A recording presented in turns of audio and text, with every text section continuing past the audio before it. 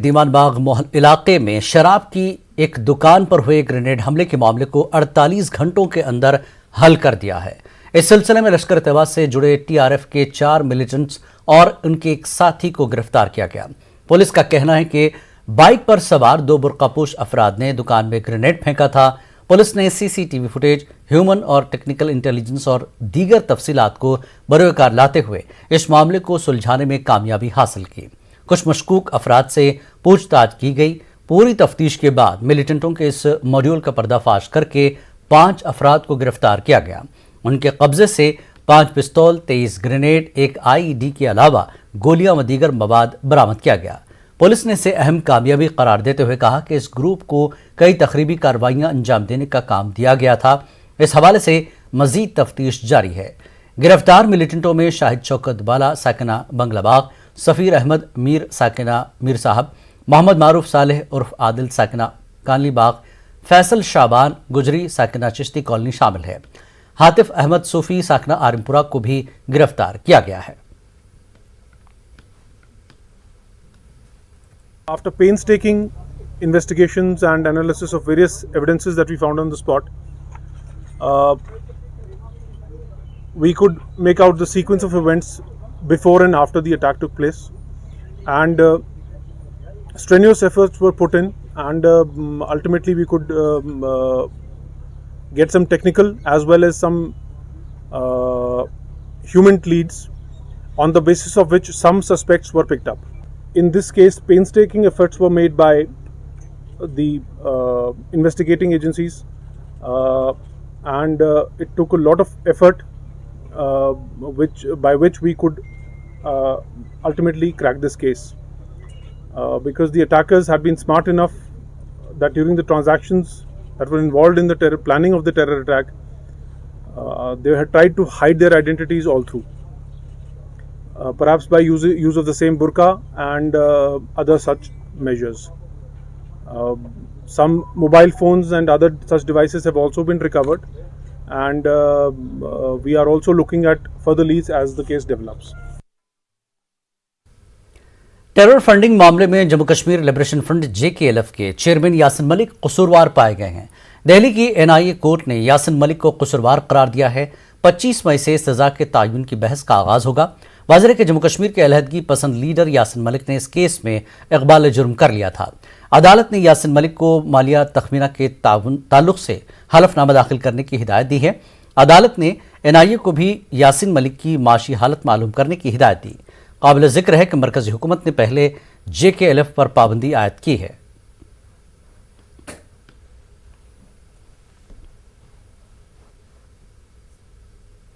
दिल्ली की NIA अदालत ने यासिन मलिक को टेरर फंडिंग के केस में कसूरवार करार दिया। स्क्वाड्रन लीडर रवि खन्ना की बेवा निर्मल खन्ना ने भी यासिन मलिक को मुजरिम करार देने के अदालती फैसले का खैर मकदम किया है। जम्मू में न्यूज़ 18 नुमाइंदे समीर भट्ट के साथ एक खुसूसी इंटरव्यू में निर्मल ने कहा कि टेरर नेटवर्क में मुलविस हर मिलिटेंट और अलहदगी पसंद को सजा मिलनी चाहिए। खन्ना के शौहर मिलिटेंट हमले में हलाक होने वाले IAF जवानों में से एक थे, जिसे मुबीना तौर पर यासिन मलिक और उनके साथियों ने जनवरी 1990 में कत्ल कर दिया था। आप 32 दिन मेरा इंटरव्यू लेंगे ना, 32 दिन, तो अब ये गाथा ख़त्म नहीं होगी। ना मेरी कोई पॉलिटिकल बैकग्राउंड, मेरे माँ बाप भी चले गए, उसके माँ बाप भी 10 महीने में चले गए, छोटे छोटे बच्चे मेरे पास रह गए। मुझे खन्ना की पेंशन भी लड़नी है, उसके शौहरे के लिए भी लड़ना है, उसके केस के लिए भी लड़ना है, अपनी नौकरी भी करनी है, और आकाश से गिरी धरती का जो फट्टा था वो भी दुनिया ने खींचना शुरू, क्योंकि आम सिविल सोसाइटी को फौजियों के इस दर्द का पता ही नहीं है। तो आपको लगता है सिस्टम ने आपके साथ धोखा किया, आपको जस्टिस नहीं दिया? अरे भाई, सिस्टम नहीं तो किया है, पॉलिटिक्स हुई है, तब तो हो जाना चाहिए था। ये 32 साल नहीं तो 30 साल पहले ये स्क्वाड्रन लीडर खन्ना का केस तो हो जाना चाहिए था ना। इनको टेरर फंडिंग में अगर हुकूमतों को, क्योंकि हुकूमतों ने हाथ मिलाया था उसके साथ, उस वक़्त की हुकूमतों को भी फंडिंग में फ़ायदा हुआ होगा। मैं ओपन कह रही हूँ। देखिए, जब एक का हुआ है ना, फिर प्रेसिडेंट बनता है ना। एक को देश में कुछ प्रेसिडेंट बनता है तो सबके लिए बनता है। तो कानून किसके लिए बना हुआ है? आपके लिए, मेरे लिए, सबके लिए। गुनाहगार जो लोग हैं वो 10% लोग हैं सारी दुनिया में। 10% के लिए इतने थाने, इतना कुछ, इतना तामझाम है, और फैसले भी होते हैं, इंसाफ भी होता है। हाँ, जिधर कोई अपने मुफाद के लिए कोई उस कुर्सी पे बैठा है, चाहे वो कितना भी ढक ले, लेकिन एक दिन एक शूरवीर ज़रूर पैदा होता है जो वो फाइल खोलता है। ये हम सबको याद रखना चाहिए कि वो गाज, वो बिजली गिरती है, ज़रूर गिरती है, कुदरत का नियम है ये। ज़ुबान ईश्वर ने स्वाद चखने के लिए, बकवास करने के लिए, झूठ बोलने के लिए, निंदा चुगली के लिए, या किसी का बुरा करने के लिए, देश हित के लिए नहीं दी है। ये हमको दी है ईश्वर ने, सिर्फ इसके द्वारा हम सच बोले, निर्भीक होकर। डरपोक लोग ऐसा काम करते हैं। राहुल भट्ट का भी जो काम हुआ है, बच्चे को ख़त्म किया है, या जो रजौरी का आप बता रहे हैं, मेरी बात सुनिए, जब इंसान ज़्यादा खौफज़दा हो जाता है ना, फिर वो ये देव और दानवों की कहानी आपको बताइए, फिर वो राक्षस वृत्ति से वही काम करते हैं जिससे कि उनका सर्वनाश होता है। बीजेपी जम्मू कश्मीर ने यासिन मलिक को टेरर फंडिंग केस में मुजरिम करार देने के अदालती फैसले का खैर मकदम किया।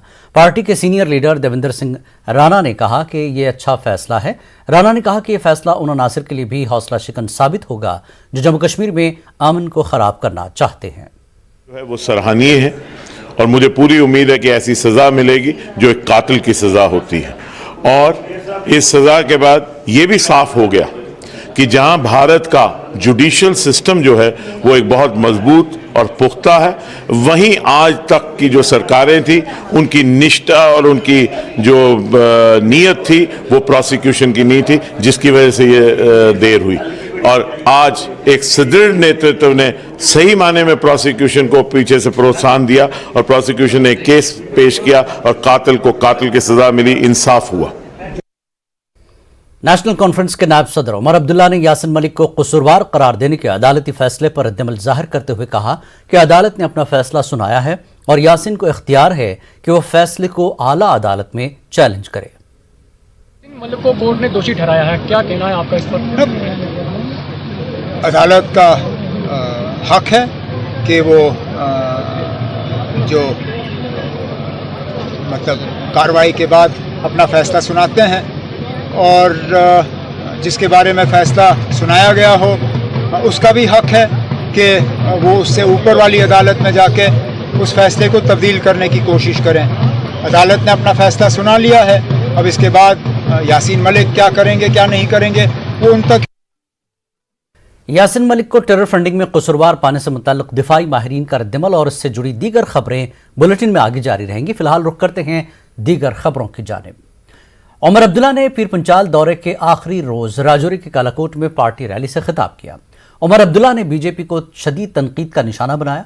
उन्होंने कहा कि सिर्फ एनसी ही जम्मू कश्मीर के हालात को बदल सकती है। अक़लियतों और आम शहरियों की हलाकत पर उमर अब्दुल्ला ने कहा कि दफ़ा 370 हटाए 2.5 साल हो गए हैं, लेकिन अभी तक हालात में बेहतरी क्यों नहीं आई। एनसी नायब सदर ने मजीद कहा कि लोग अब मौजूदा इंतजामिया से तंग आ चुके हैं और जल्द से जल्द इंतखाबात कराए जाने चाहिए।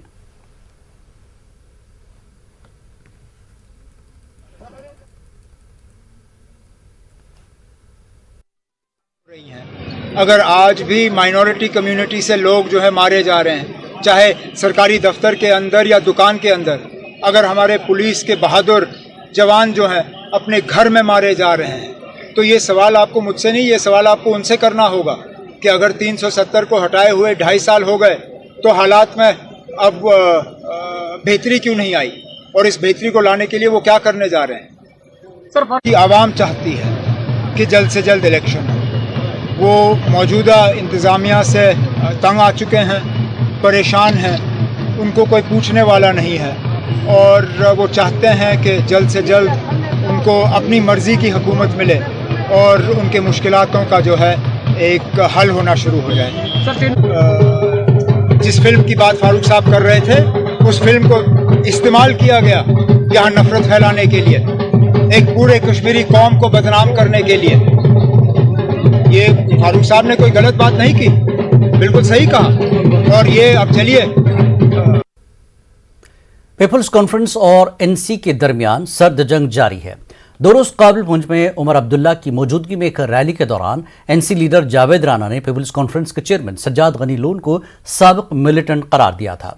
पीपल्स कॉन्फ्रेंस के लीडर सैयद बशारत बुखारी ने नेशनल कॉन्फ्रेंस पर जवाबी हमला करते हुए कहा कि ये एनसी की आदत है। बुखारी ने कहा कि एनसी ने आज तक यही करते करते कब्रिस्तान आबाद किए। अगर सच बोलना साबिक मिलिटेंट होना होता है तो हम हैं। अगर बेबाकी और बिला झिझक बात करना साबिक मिलिटेंट होना होता है तो हम हैं। अगर पुराने जितने भी झूठ बोले गए और झूठ की आड़ में जब लोगों को धोखे से सियासी तौर लूटा गया, अगर उस पर से पर्दा उठाना साबिक मिलिटेंट होना होता है तो हम हैं। आप ऐसे क्यों घबराते हैं? यही डिस्कोर्स है। बंदूक तो मारता है, लेकिन बंदूक तक पहुंचते पहुंचते एक डिस्कोर्स मारता है। इन सब लोगों ने यही डिस्कोर्सेस पिछले 30 साल में कायम किए और इतनी सारी जानों का जिया हो गया और कब्रिस्तान आबाद हो गए। कोई नई बात नहीं है इनकी, इनका काम ही यही है। और जैसे इनको लगता है कि जम्मू में सूट करता है, इनको हमें कहना मिलिटेंट है, साबिक मिलिटेंट है, तो इनको लगता है वहां पे सूट उनको करता है तो ठीक है। कश्मीर आके ये कहेंगे कि मरकज से मिले हुए हैं, उनको यहाँ पे ये सूट करता है तो यही बात कहेंगे। अब अगर ये दिल्ली जाएंगे ये कहेंगे पाकिस्तानी है या चीनी है या अफगानिस्तानी है। तो इन्होंने हमेशा से सूट किया हुआ है। हमें ऐसे कोई दिक्कत नहीं है, कोई फर्क नहीं पड़ता है। बिकॉज हमने, अगर आपने पिछले साल भर से या 6 महीने से देखा होगा तो हमने सिर्फ एक ही बात कही है कि अब की बार लीडर्स का इम्तहान नहीं है। अब की बार अगर इम्तहान है तो लोगों का है, इसलिए कि लीडर बदलेंगे नहीं। देखिए, आप 5 अगस्त के बाद सब कुछ लुट गया, हमारे पास कुछ नहीं रहा। फिर भी इनके आदात, इनके अतवार, इनकी बोलचाल, इनके स्टेटमेंट में कोई फर्क ही नहीं है। और अगर लोगों को लगता है कि हम भी गलत बोल रहे हैं तो वो हमारे खिलाफ भी फैसला कर सकते हैं, क्योंकि फैसला वही मुनासिब होता है जो लोग सोच समझ कर करें। जम्मू कश्मीर अपनी पार्टी के सदर सैयद मोहम्मद अल्ताफ बुखारी ने श्रीनगर की डल झील के अंदर लटी मोहल्ला में आतिशज़दगी के वाक़े पर दुख का इजहार किया, जिसमें बुध की शाम आग लगने के बाद 5 रिहायशी मकानात जल गए। बुखारी ने जुमेरात की सुबह जाए हादसा का दौरा किया और मुतासरा खानदानों से मुलाकात की। अल्ताफ बुखारी ने जम्मू कश्मीर अपनी पार्टी की जानब से 11 मुतासरा खानदानों में से हर एक को 20,000 रुपये की मदद पेश की। इसके अलावा उन्होंने इन खानदानों में से एक को 30,000 रुपये दिए, जिनका एक रुकन जानलेवा बीमारी से 2-4 है। बुखारी के साथ श्रीनगर के मेयर जुनैद अजीम मत्तू भी इस मौके पर मौजूद थे। सानिया है, जिस natural fire which has taken place. कोशिश करेंगे कि जितना भी इनको रिहेबिलिटेट कर सकें, जो सरकार की तरफ से होगा सरकार की तरफ से करेंगे, तो पार्टी की तरफ से हो सकता है पार्टी की तरफ से करेंगे। हाँ, हम सुनिए, हम लोग कोई सरकार तो है नहीं, ऐसा तो है नहीं कि कोई सरकार, लेकिन हमारे लोग हैं, हमारे लोगों का नुकसान हुआ है, इसलिए हम आए इनके साथ इस वक्त इस मुश्किल घड़ी में खड़ा रहने के लिए, इनको ये कहने के लिए कि कोई बात नहीं है, अल्लाह की तरफ से जो भी आता है अल्लाह की तरफ से आया। We will see that you are rehabilitated very well. Kathua में जम्मू पठानकोट कौमी शाहराह पर सड़क हादसे में 2 अमवात हुई हैं, जबकि 3 लोग जख्मी हुए हैं, जिन्हें जीएमसी कठुआ मुंतकिल किया गया। बाद में उन्हें जीएमसी जम्मू रेफर किया गया। महलूकिन में 36 साल खातून और उसका 2 साल लड़का शामिल है। जानकारी के मुताबिक गंग्याल में रहने वाले वरुण शर्मा कार में अहले खाना के साथ पठानकोट से जम्मू जा रहे थे। इसी दौरान उनकी कार पानी की टंकी से टकरा गई।